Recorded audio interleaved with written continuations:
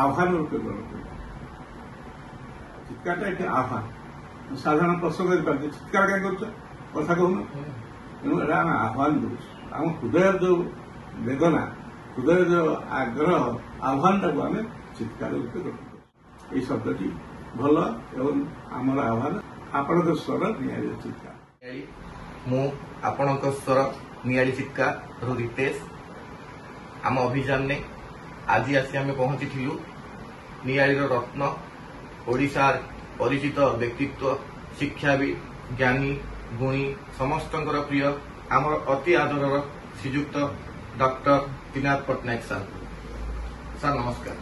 नियाली चित्कार जो इनिशिएटिव आम आरंभ करूँ आपण आशीर्वाद नहीं से इनिशिएटिव आज वीडियो को आपन को स्वागत सर। निज विषय टिके कहतु नियालीर जो कुनी कुनी पिला माने आज आपन को सर मु चिन्हित आपन सृष्टि से लेखा सब देखा एते लेखा ओडिशा भितर जो सब घरे घरे परिचित लेखा सब ये मानपत्र ये ट्रॉफी ये सब सर आपन के लागी आपन जेते अचीव करिसंती आपनकर सबठो प्रिय स्थान नियाली आपन को सेटिक सम्मान देछि उचित सम्मान देछि से बोली तो मु कहि परिबिनी कारण जने साहित्य साधक केवल सम्मान को चाहेनी तेणु नियाली ओडिशार जेते स्थान अच्छे सबुठ उत्कृष्ट एवं शांत प्रिय अंचल हूँ नियाली गौरव अच्छी तेणु ये सम्मान किए दब न दब भिन्न कथा किंतु बहु महापुरुष ये जन्मलाभ कर जो सुवर्णेश्वर मंदिर अच्छी से मंदिर हूँ ओडिशार जिते ऐतिह्य अच्छी अन्यतम ऐतिह्य जो शिलालेख अच्छी से शिलालेखटा नियाली बहुत प्रचार प्रसारित हवा कथा किंतु आम दृष्टि दे जो मैंने से समय एत गणमाध्यम नथिला लेखिकी जाइए महाभारत नीलमणि साहू अजित केशर राय किशोर महांती एभलिया किसी लेखक लेखिकी जाइए परवर्ती समय चित्त मिश्र एमाने सब चलचित्र दिगरे अग्रगति कर बहु प्रतिभा अच्छा केवल नियाली अंचल बहुत प्रतिभा अच्छा कि से प्रतिभा को लोक मैंने सम्मान दिखते कि चिन्ह चाहती एभली मोर अंगे लिभे महाभारत नीलमणि साहू भाया साहित्य को नियाली माटी के सम्मान देनी तेणु परवर्ती समय से एक कथा प्रकाश कले मु स्वतंत्र भाव में किसी बंधु को एकत्रित करी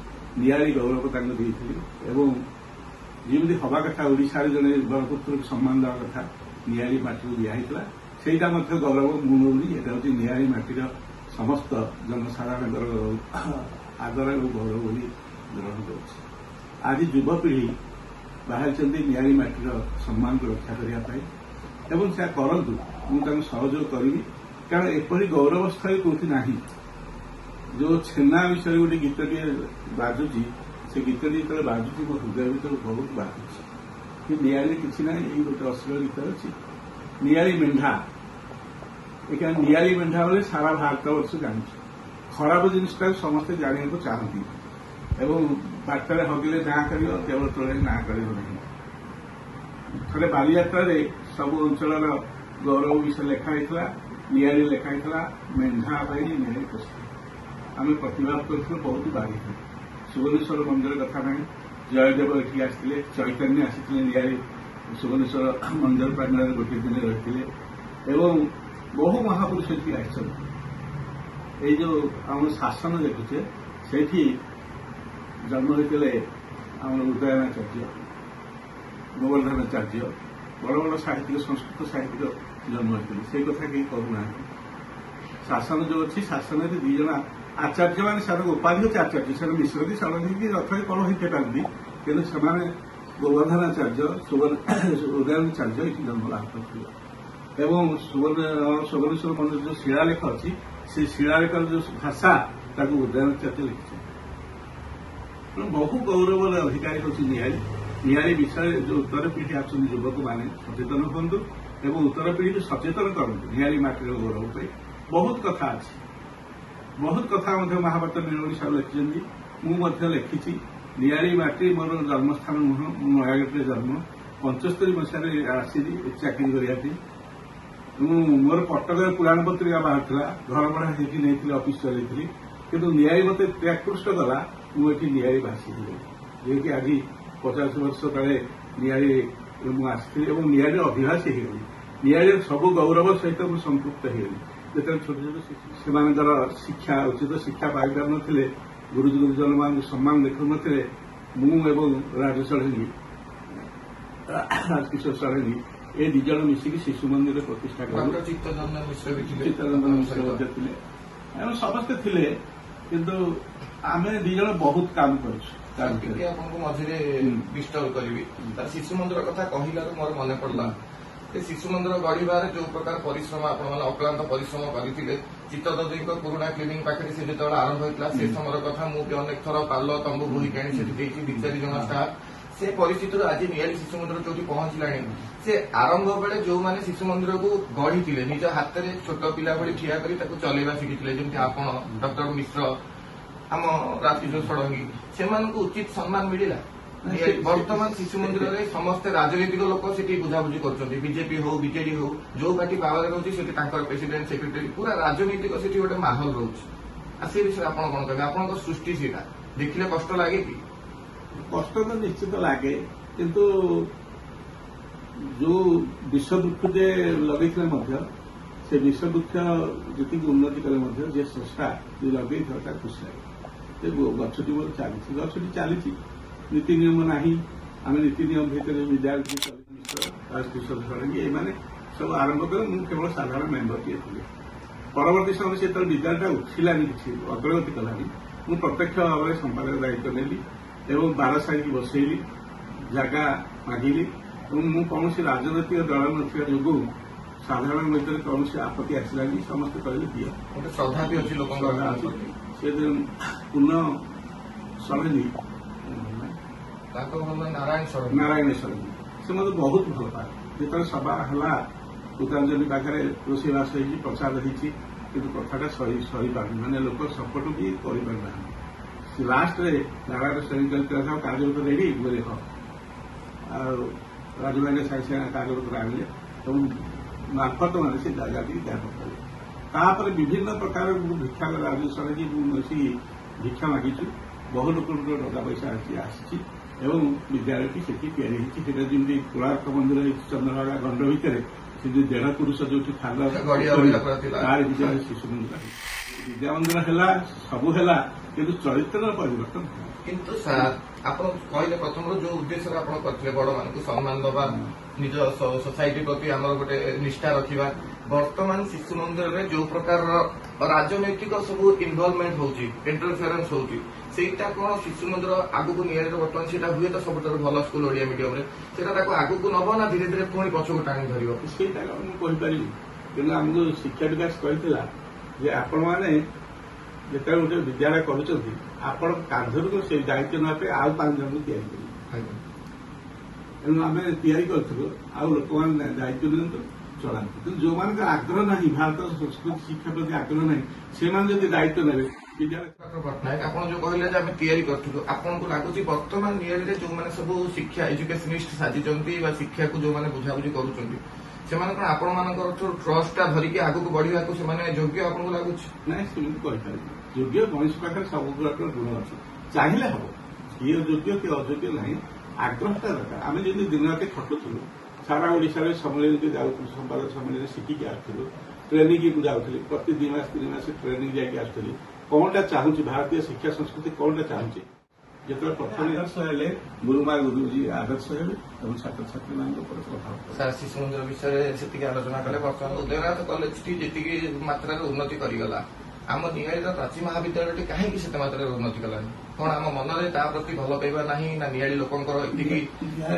ନିଆଳି ମହାବିଦ୍ୟାଳୟ ନା ପ୍ରାଚୀ?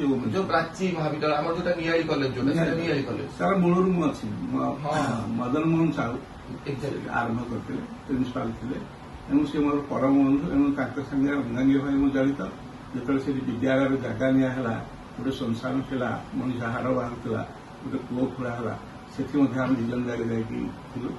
ତେଣୁ ମହାବିଦ୍ୟାଳୟଟି ହେଲା, କିନ୍ତୁ ପବ୍ଲିକଙ୍କର ସେଟା ଆଗ୍ରହ କିଛି ରହିଲା। ये मदन साहब करुच्ची कि कौन करमती गोटे रहा जदि जातीयता गोटे आसब अंचलवासी आसो यहाँ हूँ महाविद्यालय जब अड़स्कुल प्रति आसला तो अन्य देखुची बहुत महाविद्यालय कलेज अनुष्ठान उत्तरोत्तर उन्नति करुँच आम पब्लिक से आग्रह प्रकाश कौन हो जाने उन्नति आम ये धरी हुए तो आम मान आहरी सामाजिक स्तर में जो सामाजिक संपर्क बांधा जो सामाजिक दायित्व ताकू नहीं आमको आउ टे कौन हो चिंता कर सूचना ना भविष्य वर्तमान जो युवपीढ़ी तुम आस न्यायालय गौरव को तुम उठा ये कौन कर समस्ते आम बंदनीय निंदनीय कहीं नहीं जो मैंने समय दौरान विद्यालय मान प्रति अनुष्ठान मान प्रति समस्ते आम बंदनीय क्षमा करें सर आम क्या आलोचना करवा आम दायित्व कारण आलोचना ही हेले आपंकर गोटे को लेखार मोर मन अच्छी आप आलोचना कम्युनिकेशन अधिक गुरुत्व दिखती माने समस्त समस्त कथा हेले ही जिनसा समाधान हम बढ़ तेणु आम आग आदर्श केवल आम समालोचना कर आम जो युवपीढ़ी आम कौन करें न्यायालय गोटे निशा निवारण युवक मैंने एत मात्रा निशा खाऊँ ड्रग्स खाऊँ मद खाऊँ खोला खोल मद कलेज पिला खाऊँ से गुड़ा पिकेटिंग कर आपण मैंने सब जा युवपीढ़ी देखा आपण मैंने से ग्राहक काम देते भल अर्थ आपण मैंने जब पिकेटिंग करेंगे भाई मैंने मद पिंटू ना किसी मद पीबे ना बुझे किसी काम करूँ क्या क्रिटिसाइज करूँ किसी काम कले आपण मैंने पिला भल काम कर सुभाष बोस कौन करते निजे निजे कटक से हईया होता निजे जाकि हईया रोगी मान सेवा करते संस्कार करते जो घरे पिला छाड़ू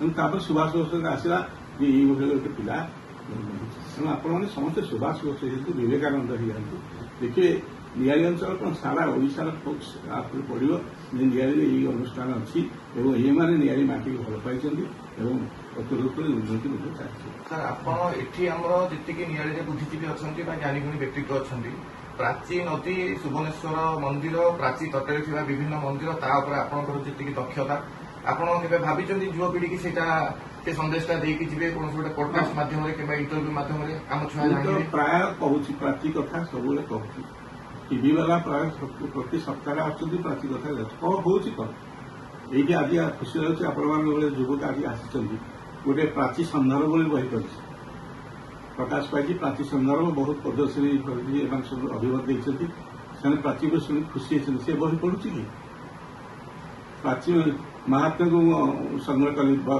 22टा तालपत्र पोथी संग्रह कर पढ़ुँ कि ओडार अन्य अंचल पढ़ुं ना बही बिक्री होती पब्लिशर धर्म स्टोर कर बही बिक्री होती ओडार अन्य अंचल जो आम अंचल किए पढ़ुना क्षमा करेंगे सार मझे कहली रिसर्च करने समय सार पाक जो आसवी चिंता कली 5 दिन तले जो विभिन्न जिन रिसर्च करी गोटे जिन देखिए जलालपुर काले बहु वर्ष तले जो प्रत्नतत्व विभाग जो एएसआई खोदे समय किसी माने प्री ख्रीस्टियन एरार किसी जिन मिलता पटेरी टाइप ये टाइप आज कौटी भी आम नियाली गोटे छोटिया म्यूजियम ना केवल जब आम गोटे छोटिया म्यूजियम टे प्राची म्यूजियम टे करते आमर यहीपटर जहाँ सब जिन कि ना मनुमेंट गुड़ा आम से एस्टाब्लीश करने चेष्टा करते कि ना तार फटो फ्रेम आम कर 10-15टा मारते नियाली लोक कौन यहाँ कर्तव्य नुह निजर माने परिणत बयस जो समय से पेंशन पाँच आनंद खाई पी घरे शोवा कथा कहीं अक्लांत परिश्रम कहीं राति राति जागृत होगी लिखा से प्राची आखिरे लुह जगी आसवा कारण कौन से तो प्रथम कहले सी आसी घर भी निजर प्रपर घर नियाली नुह कि नियाली प्रति एत दुर्बलता मु केवल मो नियाली भाई भाई मानक एतिक अनुरोध करी आपण केते जन जानी प्राची एक्चुअली खपरा भारिका बाहर प्री हिस्टोरिक टाइम ख्रीस्टियन एरा पूर्वर ताने आप चिंता करूँ प्राचीर इतिहास के से नदी कूल बसति स्थापन केते वर्ष तलू होता ना आम रिसर्च करुचे ना आम कि जानुचे ना जानी लोक पाखे आम पहुंचुचे कहीं युवपीढ़ी जदि समस्त को जानूच राजनीतिक व्यक्तित्व मान जान मु मना करूनी आम गणतंत्र से मूल्यवान आसे किंतु ताठू आम मूल्यवान आमर यही पुरुखा माने जो माने निज जीवन जाक से जीवन जाक एक्सपीरियंस करी करी करी करी आज आसी पहुंची आज अनेक एडवाइस सार ठार लगे सार सपोर्ट मोर जन्मस्थान ना नियाली माटी को प्राण को अधिक भल चाहे ये अंचल कि सारा ओडिशा रे प्रकाशित हो प्रस्फुटित हो से अक्लांत परिश्रम करुँच ବିନା ସ୍ୱାର୍ଥରେ ମୋର କିଛି ସ୍ୱାର୍ଥ ନାହିଁ ଏବଂ ମୁଁ ମରିଗଲେ ମଧ୍ୟ ଏଇ ନିଆଳି ମାଟିରେ ହିଁ ସମାଧି ନେବି ସଂସ୍କାର ହେବି ବୋଲି ମୋ ପିଲାମାନଙ୍କୁ ମଧ୍ୟ କହିଛି। ପ୍ରାଚୀ ପବିତ୍ର ପ୍ରାଚୀ କୂଳରେ ଗଙ୍ଗାଠୁ ଯିଏ 1000 ବର୍ଷ ବଡ଼। ଯେତେବେଳେ ଗାଙ୍ଗେୟ ସଭ୍ୟତା ନଥିଲା ସେତେବେଳେ ପ୍ରାଚୀ ସଭ୍ୟତା ଥିଲା। ଏତେ ପୁରୁଣା ସଭ୍ୟତା ଏଇ ପ୍ରାଚୀ ସଭ୍ୟତା। ନିଆଳିର ଯୁବକମାନଙ୍କ ପାଇଁ ଗୋଟିଏ ପାଠାଗାର ସୃଷ୍ଟି କରାହେଲା ଗ୍ରାମ ପଞ୍ଚାୟତ ବ୍ଲକ ସ୍ତରରେ। ସେଥିପାଇଁ ମୁଁ ଲକ୍ଷାଧିକ ଟଙ୍କାର ପୁସ୍ତକ ମଧ୍ୟ ଦେଲି। ଲାଇବ୍ରେରୀଟି ହେଲା, ଲାଇବ୍ରେରୀଟି ବର୍ତ୍ତମାନ ଅଚଳ। କେହି ପଢିବାକୁ ଯାଉନାହାନ୍ତି, କେହି ଉଠଉନାହାନ୍ତି। ମୋ ହୃଦୟ କାନ୍ଦୁଛି। ଲକ୍ଷାଧିକ ଟଙ୍କାର ବହି ମୁଁ ଦେଇଛି ଗୋଟେ ମିନି ଟ୍ରକରେ। ସେତେବେଳେ ଆଦି ପାଣିରେକା ଥିଲେ, ଆଦିତ୍ୟ ପାଣିରେକା ନେଇଥିଲେ ଏବଂ ପ୍ରଶାନ୍ତ ସିଂ ପ୍ରଭୃତି ନେଇଥିଲେ। ସେ ଚାବି ପଡ଼ି ସେ ବହି ଖାଇଦେଲେ। କୌଣସି ଯୁବକ ଚାହୁଁନାହାନ୍ତି ଯେ ସେ ଲାଇବ୍ରେରୀଟା ଖୋଲିବା, ସେ ବହିଗୁଡ଼ିକ ସଂରକ୍ଷଣ କରିବା। ସେଠି ଯଦି କହୁଥିଲେ ସେଠି ଗୋଟେ ସଂଗ୍ରହାଳୟ କରିବା। ଆଉ ମାଟି ମୁଁ କିଛି ରଖିଛି ମଧ୍ୟ, ମାଟି ଫାଟି ସବୁ ଯୋଉ ମିଳିଥିଲା ସେଠୁ ଆଣିକି ରଖିଥିଲି। ବହୁତ ପଥର ମୂର୍ତ୍ତି ରଖିଥିଲି, ସଚିନ ରାଉତରାୟଙ୍କୁ ଦେଇଦେଲି। କଟକ ସଚିନ ରାଉତରାୟ ନେଇଗଲେ ତାଙ୍କର ଦିଗନ୍ତ ମ୍ୟୁଜିୟମ। କିଛି ହେଇପାରିଲାନି। ବହୁତ ପଥର ମୂର୍ତ୍ତି ମୁଁ ପ୍ରତିକୂଳରୁ ସଂଗ୍ରହ କରିଥିଲି। ବହୁତ ପୋଥି ସଂଗ୍ରହ କରିଥିଲି। ପୋଥି ଅଳସପୁର କଲେଜକୁ ଦେଇଦେଲି।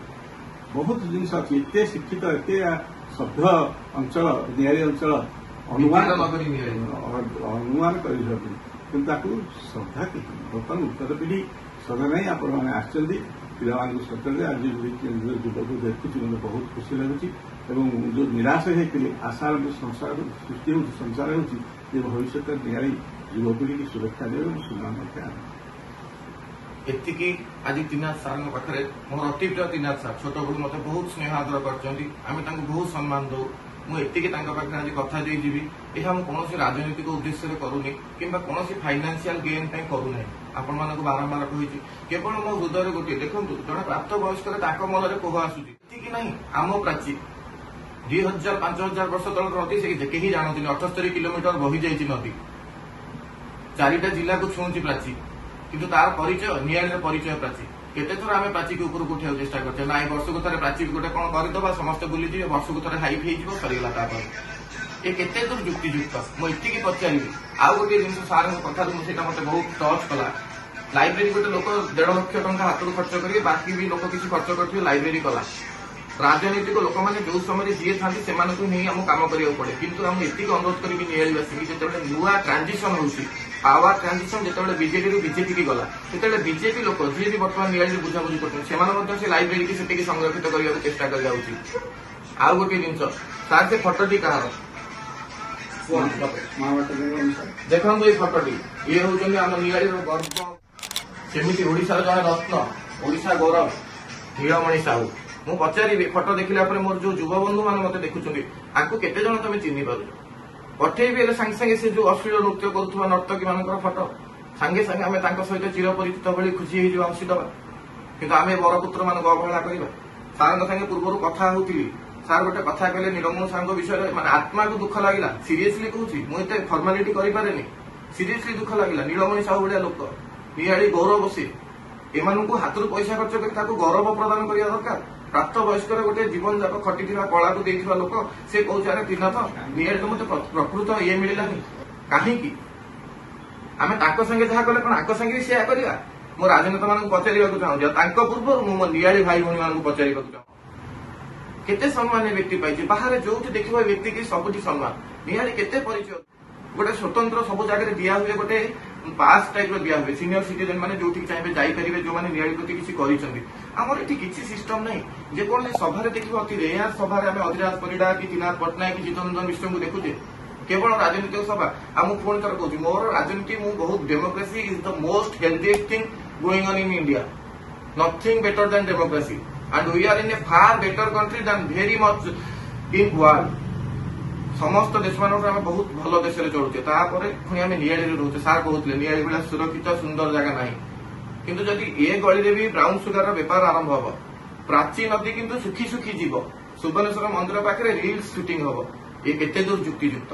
ନୀଳମଣି ସାହୁଙ୍କୁ ଆମେ ସମ୍ମାନ ଦବାନି, ତାପରେ ଏମାନେ ବି ଧୀରେ ଧୀରେ, ମତେ ଦୁଃଖ ଲାଗୁଛି, ଧୀରେ ଧୀରେ ଏମାନେ ବି ଚାଲିଯିବେ। କିନ୍ତୁ ମୁଁ ଆଜି ବି ତ୍ରିନାଥ ପଟ୍ଟନାୟକ ସାର୍ଙ୍କୁ କଥା ଦେଇ ଯାଉଛି, ଆମେ ଯୋଉ 1 ଲକ୍ଷ ହ୍ୟାଣ୍ଡସେକ୍ ଆଉ 1 ଲକ୍ଷ ସେଲ୍ଫି ପାଇଁ ଯୋଗାଯୋଗ କରିଛୁ, ଯଦି ମୋ ଭଗବାନ କେବେ ମତେ ସେଥିରେ ସଫଳ କରିବେ, ଆପଣମାନଙ୍କ ସହଯୋଗ ରହିବ, ମୁଁ ନିଶ୍ଚିନ୍ତ ତ୍ରିନାଥ ସାର୍ଙ୍କୁ ଡାକିବି ସେଇ ସୁବର୍ଣ୍ଣେଶ୍ୱର ମନ୍ଦିର ପାଖରେ।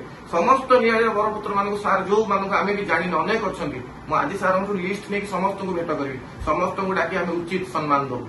आमर ये जो कैंपेन से मो बहुत लोग रागी ये गोटे मनु मन आरंभ करदेला नियाली एरिया ये कौन एकुटिया पॉलिटिकल लोक मुझे नहीं आरंभ कर मोर गर्व एमान मोर चिन्ह ये हूँ डॉक्टर टीना दयाकोरी अनुरोध करुच्ची समस्ते जानतु सार अनेक कालजयी लेखा सब अच्छी सार अच्छी नीलमणि बाबूर अच्छी मत तो आज मुझे बहुत दुखित हूँ आज नीलमणि महापात्र थे निश्चित भेट करने से प्रकृत गर्व आउ थे पुणी कहूँ कौन राजनीतिक दल प्रति आमर अलाइनमेंट नहीं कहा प्रति आमर अधिका पक्षपातिता नहीं जी नियाली भल काम कर जी नियाली भल काम कर जी आमको सहयोग कर आम जो 2,45,000 लोक पाखे पहुंचा व्रत नहीं शपथ नहीं एमती पहुंचू नियाली विषय भल कथा कहबू आतिक अनुरोध ये हूँ नियाली विद्यानगरी आपण मैंने विचार करंतु विद्यानगरी मेढाभूत परिचित हम नरम नरम नियाली सेनारे नर्तकी मानकर अश्लील नृत्य परिचित हम ना आम नियाली आम बरपुत्र आम गर्व आमर